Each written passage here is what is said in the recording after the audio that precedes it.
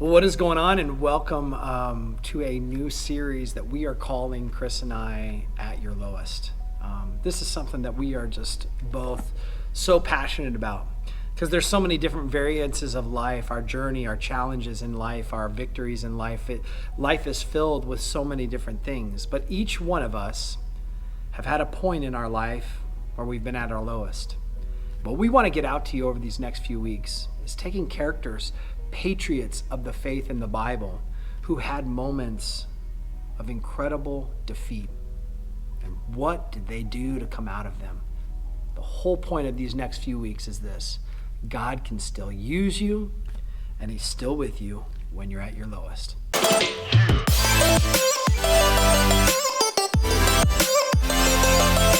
I don't know about you, but for me, probably the lowest point in my life is when I let the ones that I love down, when I failed God tremendously, and when I looked in the mirror and saw only shame, only wrong.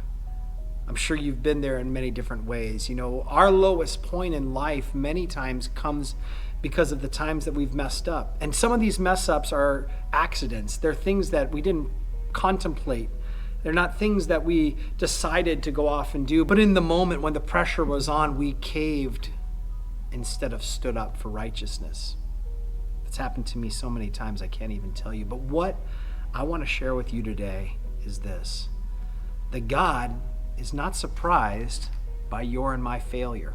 He's not surprised. In fact, many times He takes that failure and turns it around into something so great to be used for the glory of His name. I don't think there's any other failure in Scripture that's bigger than King David and Bathsheba. My goodness, can you imagine that? The king of all Israel, the one that actually carried God's heart, right? That was chosen because of who he was internally. Man, 2 Samuel 11 goes over this. It says, when the kings were supposed to go off to war, David was found in the palace. Right there was his first mistake. When he was supposed to be at battle, where is he at? He's at home. A lot of times I'll tell you, just simply being in the wrong place puts us in a situation that we might not encounter if we were just to be where we were supposed to be responsibly.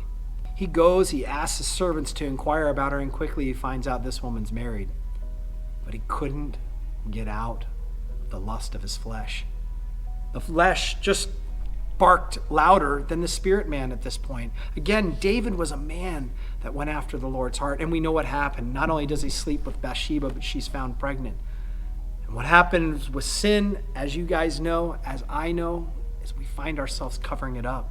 In the moment where we just have the opportunity to end the sin, to end the consequences of the sin by getting right with God and being transparent before man, what does David do? The same thing that I've done so many times. Covered it up. Next thing we know, he finds himself killing Bathsheba's husband, being responsible for the murder of that. And here comes Samuel in a most clever way to bring accountability for David. And David finds himself with blood on his hands. A failure. The king of God's people. I know for me, so many times the failure hurts more because of the standard that I've set for myself. When I simply know what I am to do and don't do it, when I turn my back on the Lord, it hurts. I'm at my lowest.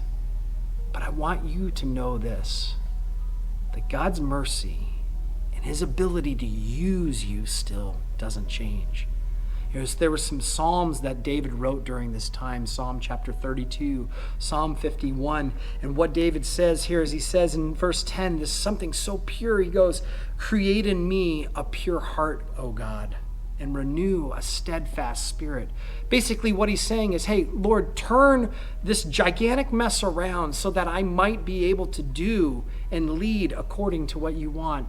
And in chapter 32 of Psalms, he says this: many are the woes of the wicked, but the Lord's unfailing love surrounds the one who trusts Him. See, failure did something for David. Failure does something for me. It reminds me of how much I actually need to lean into God.